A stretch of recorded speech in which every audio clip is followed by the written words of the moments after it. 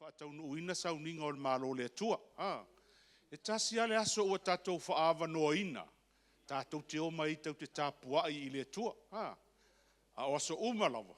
E pule ei oe. Pea o le tātou whainga taulanga. E umaloa na e se le tātou sfulua. Ia na pule loa oe le mea e te fōa i whailau taulanga. Halleluia. Ve ia le atua. Ia me sau pati toi whafo iai ma wha mawalunga le vi inga o le atua. O le tātou mata upu i le vai aso lea na tātou whaafonga iai i le awala e whaatupu ai le soifua whaaleanganga o le soo. O le afoi. Worship o le tāpuai. Ia o te whisiri a umo o toi tali. O le tāpuai. O le ale whainga o lea tapuainga. E tāpuai mai le loto atoa male malie. E tāpuai mai le anganga atoa whei le anganga. O le mawhauwhau atoa, o le loto atoa, o le tino atoa, o le malosi atoa. O mea ia e ave ai le tātou tapuainga i le atua. Ai o le aso le nei le tātou sila le tātou kalena. O le tātou encounter ma le atua. O le mana po o le malosi o le wheliua inga po o le whesui inga. Ina ua encounter oe ma Yesu. O lona winga e tatau o na tātou wa ai i se mea le lei o iluma. Pe a uma o na lua wheloa i ma Yesu. E umaloa na lua wheloa i ma Yesu. Pe te wa ai se whaalinga. Pe te wa ai i sau dream about Jesus. O lona winga la e iai se mea fau o le atupu i ate oe i le lumanai. O so stangata lava e whitai ai ma le tua. Whitai ai ma Yesu. O stangata suia le nā tangata. A whai fwoi la tau te le i wa ai ini whaalinga, pe wa ai a ngenue o mai a mai i whiau, pe wa ai ingi mea matau tia. Ai o le mea sili o na whaingo fie e te mau ai le whaalinga. I le lua whailoa inga mai Yesu, o lana upu fola lea. O le tatou wa ai ma whai tau ma stari lan tuspa ia. O le mafutanga le na i tatou e whaali mai ai le atua. Awa o le tatou whai tau le tuspa ia. O le feta lai mai lea o le anganga o le atua i tātou. Ina ua fetai ai mose ma le atua. O inana suia ai le tūlanga o mose. Ua le toi avea o ia o se leo ma moe po se leo manu. A ua fe mai le atua ia mose. Sa ue alu e fai oe ma leo lo nu. Alu tai mai lo nu ulai polonga. O so se taimi encounter ai oe ma u ma le atua. There is a good thing coming our ways. E iai se mea manaia. E iai se mea matautia. E iai se mea tāua lea eanga i mai i le tātou sāvalinga. Pe a uma na lua whitai ai ma le mamalu ma le matautia o le atua. A lua whitai ai fo i ma le atua. O ina e sui ai lau fo ai. Ina ua whitai ai te māloa lea o Iakopo ma le atua. Whamaia, Iakopo. O mea ma e te whaamanuia mai ai i ate au. O te wawaina le se furua i o mea. O te whai taulanga tuai i ate oe. A whai fo i o e tau masalo salo ma tau tu fesili i le se furua i. Lunu inga mana o mia se encounter oe ma le nganga pa ia. E wha malama manino ma i ate oe. O mea se furua i mea e maua i le malosi ma le ola. O mea nā le atua. A o le iwa se furu pasene. O mea nā e pule ai lau sunga ma pule ai lau sunga. Whai ai le tātou taulanga. O le isi wahenga o le whetaia inga po le encounter ma Yesu. E suia ai le tapua inga. E suia ai lau tapua inga moni e te au auna ma e tapua i ai. Ina ua tala noa Yesu ma le whawhine Samaria. Whamai le whawhine. O ia e lotu Samaria. A o e te lotu Iutaia. A le alale mea o e sauai. Whai tangata nei au tafa. Po o whele lotu rea lotu ai. Po o lotu Samaria, po o lotu Iutaia. Whamai le whawhine i a Yesu. E ke aisi mai se vai o e ke loku Iukaia. A e fia ingu vai i alu Iutaia e mai sau pakeke e asu i lalo e mai sau vai. O mā kou ngai Samaria e lefe avea ia mea kākou. O le mā kou loku ala ngai mā kou loku mai ai le amakanga. O mākou kwa māsa ka puai lunga wa kumaunga. Au kou kwa mā. O kou ngō fuanga ka puai ofia. Yerusalema. Luno winga la o le mea e tatau na whai e le tangata e whailoa i maletua. Suia na tapo inga. E le suia mai i le tātou lotu. Ai li liu le mawhauwhau. Alu ese ma le mea leanga lei loa e o tiai leanganga. Ai li liu i le tapo inga moni e tali tonu ma whaatua tua i a Yesu. Whaalongo mai loa le tina lea i le tala noa atu a Yesu. Sui loa na loto. Ua sui la na filifilinga. E fia lotu la le lotu a Yesu. Ma Yesu o le lotu leo te lotu ai. Ke fiu ke ingu le vai e. E ke malie, e ke le fiu e ingu. Ke malie ai te mi uma te ingu ai. Ai o le lotu le nai te lotu ai. Ke fiu e ingu vai. Ngā le pai o le mangava ai le malie. Fai tangata o fele lotu nai te ingu ai. Aleluia. Vi ia le atua. O le winga le nao le whamatalanga. O so o tangata e whetai ai mai Yesu. O le tangata suia. E le whapea o le a suia lau tūlanga o e umipe te pupu. A e suia lau nātura wha le tangata. E suia mai le nātura tuai le angasala. Li liu mai i a Yesu wha maanga loina i tātou. A vea i tātou ma kerusiano ma lolosi. Ma soo ma lolosi. Tātou te ngalue i nā aile fina ngalo o le atua. Mai loa leo le fine lea. Walu la su e maita ngata o le kalesia lea o lotu ai. Ia alu loa le fafine. Suia lo na mawhauwhau, suia lo na loto. Alu loa tala i o. E le imanatu asi tina lea i ona leanga ma ona matanga i le tua nai. Ai ua suia lo na loto. Ia ona alu loa le i o. Tala i atu i Forest Lake. Ia lea la ua oma i loa i tonu o le Hosanna. Ia avela sau pati pati. Ua whaolaina uma i tātou le alofa ma leanga le lei o le atua. O le tusi a Filipi. Filipi e tolu. Po ua vave e taimi e awar whaitaua. Su e fo nasi, su e wha emo i fo le ata o le. Nga e la e fia au ngaka, ia e le wha ngalau tusi pa ia na mai. O le Filipi e tolu.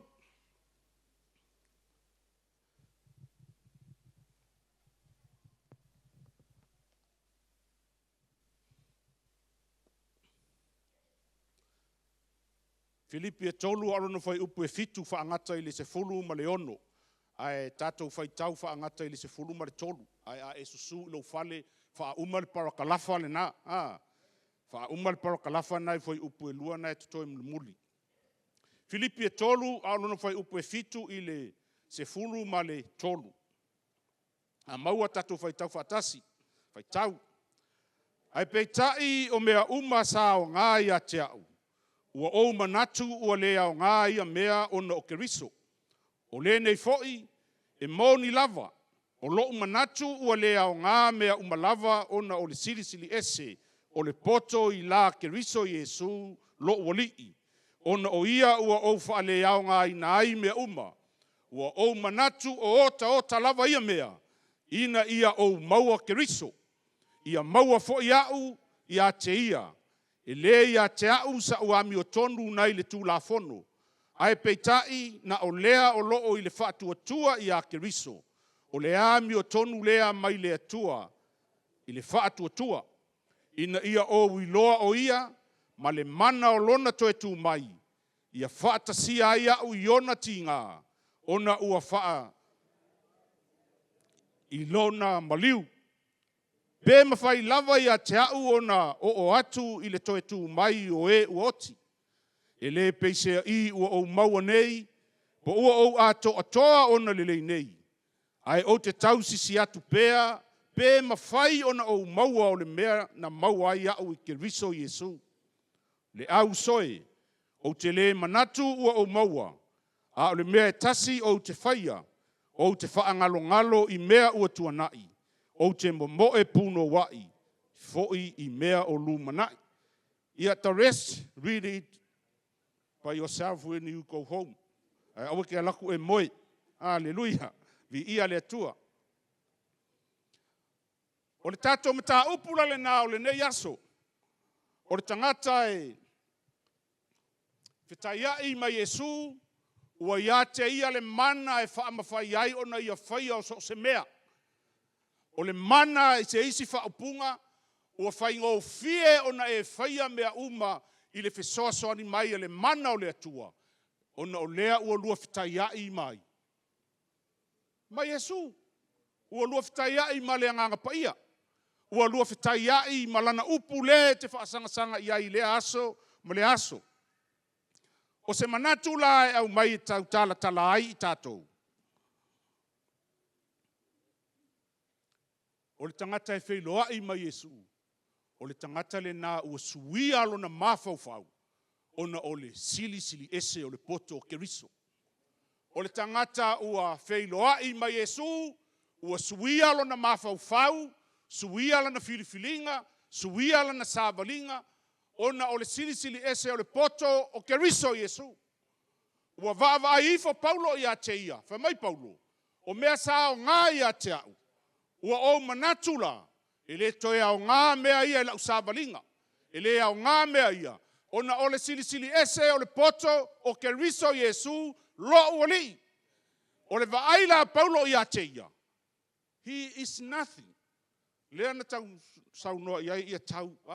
Ta inga o tātou. Focus ia Yesu. Ai whaangalo oe, whaangalo mea na tutupu. O le tilo la Paulo ia te ia. O mea uma ia sa ia uima iai ilana sāvalinga. Ua lea o ngā. Ona o le silisili ese o le poto o le alii o Yesu Keriso. O le fesili la. O a mea ia whai mai Paulo ua lea o ngā. I le whai upu mua o le mata upu lava le nā. Whai tau whale lei e o i le ono. Ona malama i leo lau sunga. A le lau tango e whapupu atu. Whai mai le tala le tusipa ia.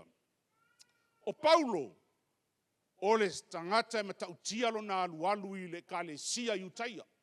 O Paulo e lotu i le lotu iutaia.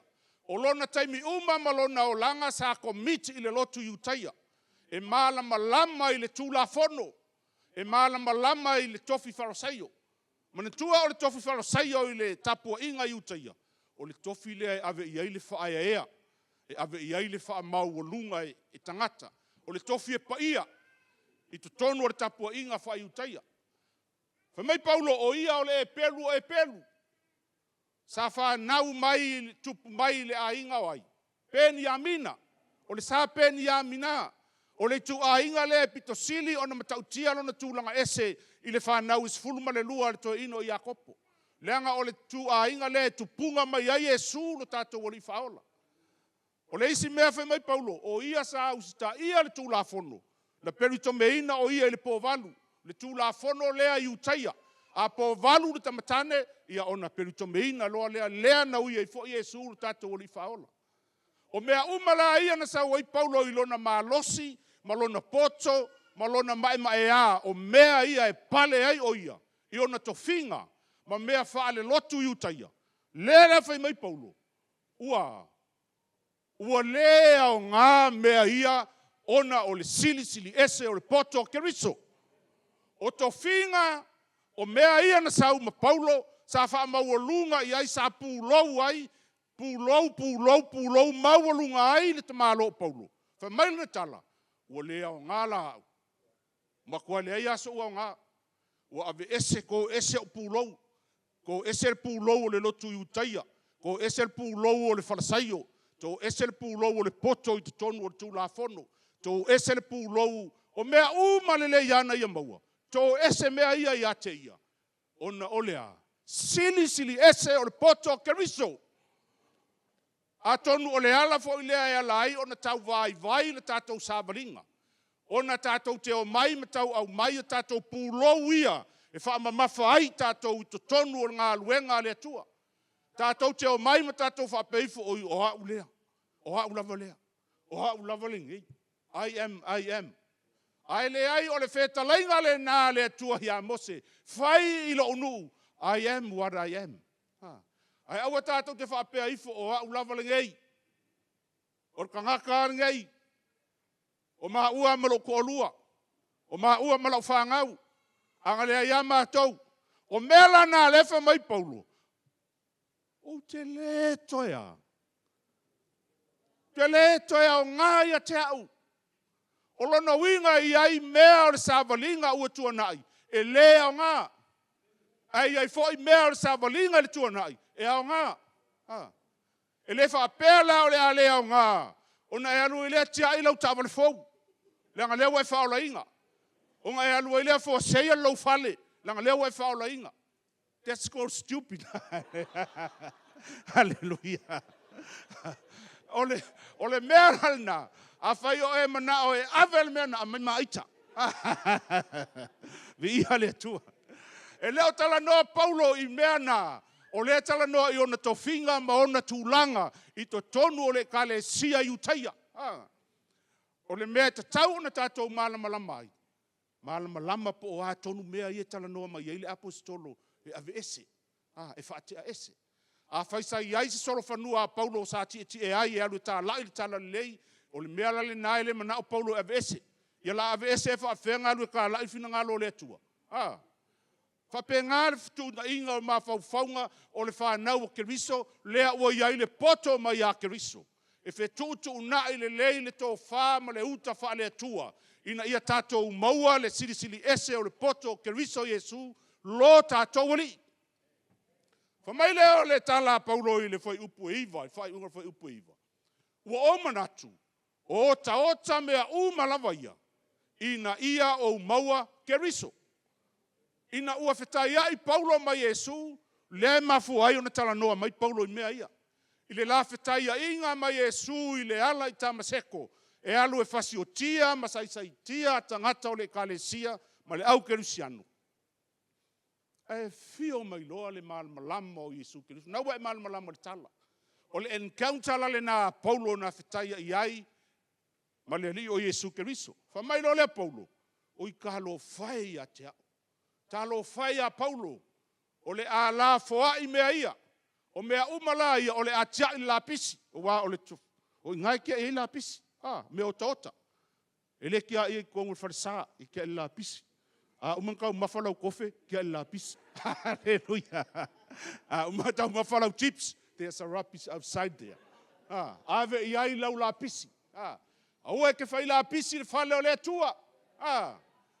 Au e te whai la pisi mea e fio ai le mamalu o le atua. I le whale anganga, au e te whai la pisi le lua mafutanga ma le atua. Au le avea tatou la pisi i le atua. Ta watu o tatou manaonga e whaafonga mai le atua. Nga o la pisi a mea i e la watu. O le avenga la pisi le mea le avatu. Ave le mea ua fili e le uloto. Le anga lea wai ai tātou le poto. Mai a Keriso. Le sili o le poto Keriso lea wai ai tātou. E tatalo ai matala noa i le poto mai a teia. E whaatau teia ai le tātou. Whai ngā malanga o lo whai nei. Whamai Paulo e le kalatia e lua sifulu. Ua leo toe. Mai ua whaasātau roina whaatasi ma ua ma Keriso. Ua leo toe ola au. A o Keriso ua ola i to tonu i a te au. O le ola fo i lea o te ola i nei le tino. O te ola i lava i le whatuatua. Wa aile le mana i o le tau tino ngā Paulo. Ua tanu mia lo na tangata tuai le nā tura tuai. Le nā tura ngasala le na maia atamu. Ua tanu mia i le sa taulo Keriso. Ua le toe ono la ilunga le nā tula lea. O le kaupunga i whaar ngā kula leo Paulo po i lalo le sa kaulo. Mai Paulo, ua whaasātau loina whaatasi ma ua ma Keriso. O le maa nei alia o le mealina o le encounter. Ma le nganga paia. Encounter ma le whaitauina o le fionga paia le atua. E tala noa mai le fionga paia le atua i tātou. I le mea e ao o na tātou whaia. Whamai lea Paulo ua le toe ola ia Paulo. E leo Paulo whai awa lea e nofo mai. Ua leo toe ola i tātou. A ua ola Keriso. O te iloa Paulo lea e ola i Keriso. Vai lea saua ia so umale loku Paulo. Paulo. Ia le tua. O le isi mea le mana o ai le apostolo o Paulo e whai loa mai i tātou. Nei le whai upu iwa. O le a mi o tonu. Whamai Paulo. O le ami o tonu lea ua o maua nei ma o iloa ma o mautinoa. E le maua mai le ami o tonu i le tausia o le tulafono. O te le maua le ami o tonu i le awa o ina o le lotu iutaia mana tū mananga. O te le maua le ami o tonu i le mea sa o iai. Ai o le ami o tonu lea ua o maua. Ua o maua ia Keriso Iesu. O le ami o tonu atoa lea ma le tāua, lea na sa ili ei Paulo. Lea ua iei loa ina ua uma le la whailo inga whai mai loa Paulo. So le kele o lo ukaimi. Le tele o tausanga o walu o e whai mea lea le kalesia iutaia. Ai le maua aise ami o tonu. O tausia le tulafono, o te le alu ese le tausinga le tulafono. Au lea ua pupula o mata ua o maile mana ia te au, ua wheliu ua ina lo tangata. Ua iloa e Paulo whamai Paulo. E le maua le tulafono le. Le ami o tonu. E maua ia Iesu Keriso. Ta upo e tolu fai upo e luas fulu ma le luas fulu ma le tasi o le Roma. Whamai Paulo i le kalesia. E le tau ami o tonu ina le te tangata i luma o le atua. I le tulafono. O le tulafono e whailoa mai le angasala i ai tātou. Ana le whai mai le tulafono. E le anga le mea lea, e le anga le mea lea, e le anga le mea lea. Se mangu kau ke whai alava. O wala on tātou tu ua ona o le tulafono. Ai o le tulafono e le tau ami o tonu ina ai le tangata. Ai whesoa soani mai le tulafono i ai tātou. E whailoa mai le angasala i ai tātou. Whamai le whai upo e luas fulma le tasi, whamai Paulo. Ua whaali tino mai le ami o tonu a le atua, e ala i le whaatua tua i ai Iesu Keriso. Whamai o le ami o tonu lea le moli mau i ai lea. Le tulafono ma le au profeta. O lea le moli mau le tulafono ma le au profeta. I le whaatua tua lea i ai Iesu.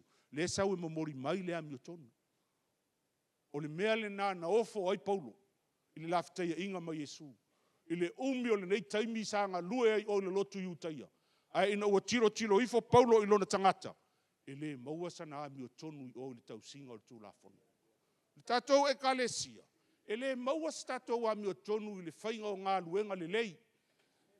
Po le ale tu a i ngā le lei te whaia. Ma o whaia. E le maua ai sa tātou ami o tonu.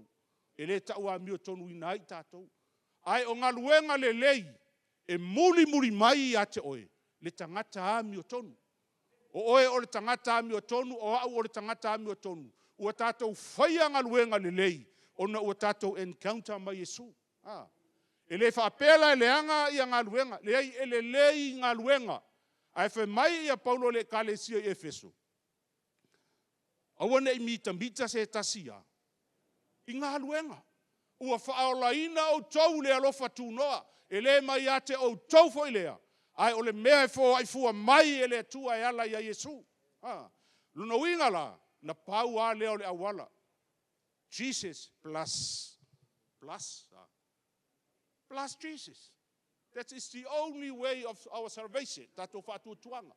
Iesu fa popo Iesu o heritani. Iesu. Ai le Iesu fa popo tu la fono. E le fa popo i ai tu la fono tato fa o tanga. E le wha upopoa ngi ngā luenga i le wha olatanga. Ai o ngā luenga e muri mai ai tātou. Ina ua tātou talia ina le wha olatanga. O uma o tātou talia le wha olatanga. O le ala lea e whai ai lau sifuluai, whai lau fōai. Whai ngā luenga o le whale. Tūtū le kāpaka. Salu leo koka i whafo. Gilingi ifo lea mea. Tātou bathrooms outside. O le ala mea ua e whai ai ngā mea. E le kei e alu whai.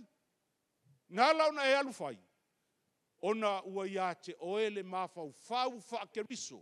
O oe o le tangata au auna mo Iesu Keriso. Le mawhau wha so o na. E te manuia ma o manuia ai.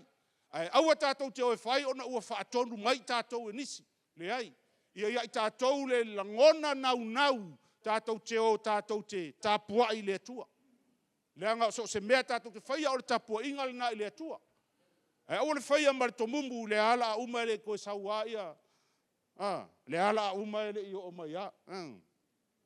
Le ala uma whapenga. Aua tau te whapena. Le ai na utala whaia. Ai le whapena i tātou. O le lei i o tātou. Tau mai se kalesia e se le lei. A mai e whai ko kasi kilingi e whaia nga o ia. E whaia ia. A tau o mai le si whaenga wha mai. Awa ko ke o mai, o e whai kou wheau. Wa lava o ke whai. O le mana ia o le langona le nā ia I tātou. Langona nau I se mea e te fia e whai e vi I ai le atua. Pe te le o mai a I luma o le tātou pule laa. A o lete ngā lua e tua I oile. Langona le nā ma le manatu le nā.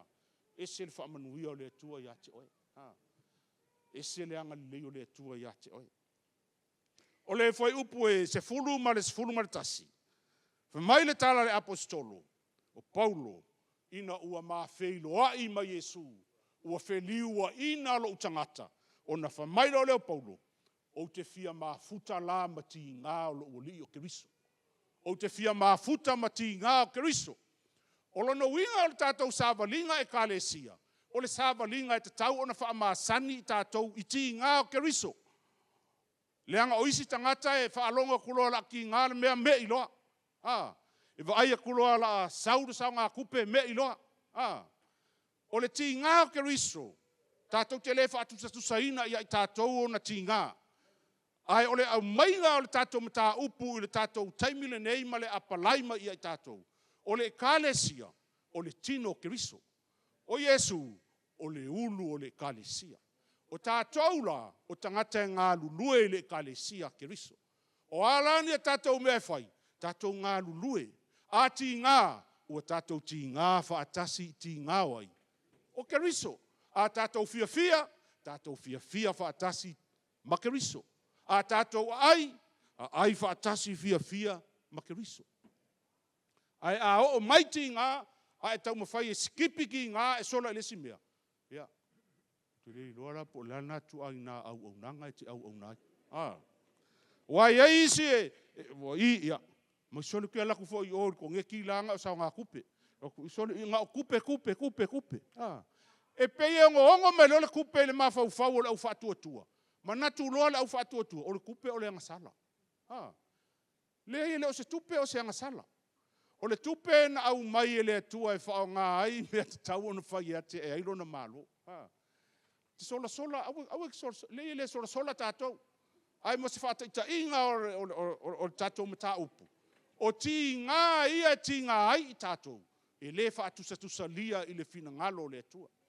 A whai e te ti ngā I te tonu si o a inga. A whai o e ko mumbu I lo usu e ke whai ngā luenga. A lai ai mo moe isi. Le hai.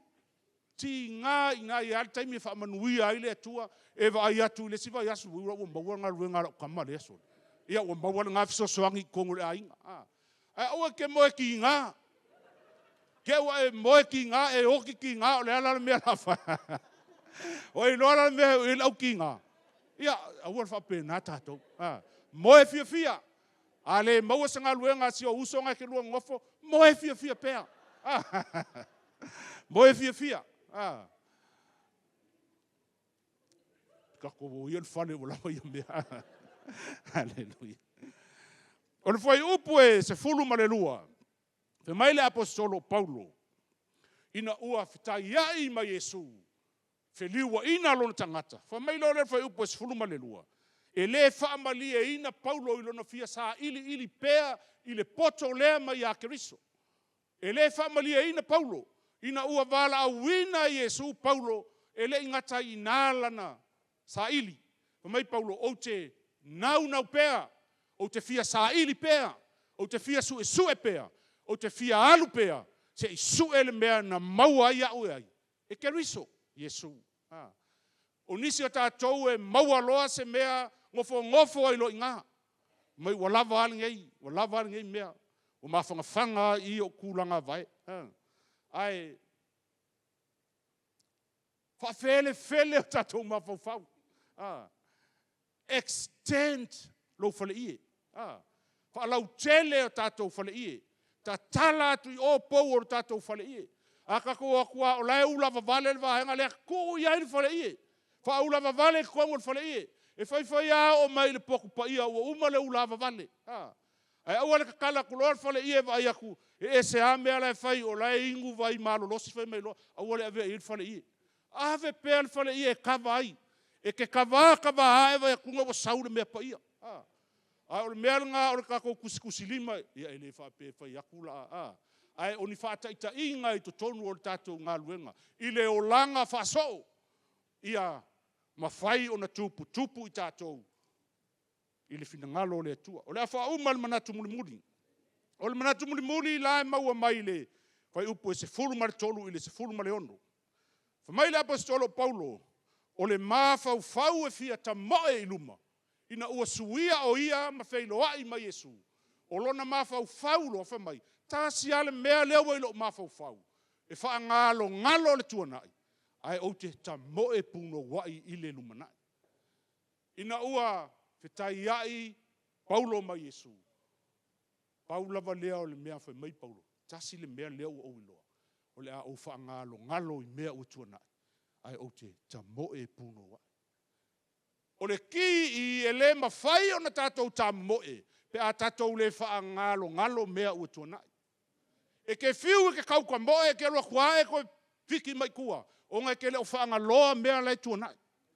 E ke le ngalo e lo mawhau. Mea ua se lau kau sanga, 5 se lau kau sanga, ua pasi aku alai ai ke uai lo mawhau. Au lea ua e fia moe, fa mai Paulo, ua fia moe. Ai o le mea leo te iloa e le iai la moe.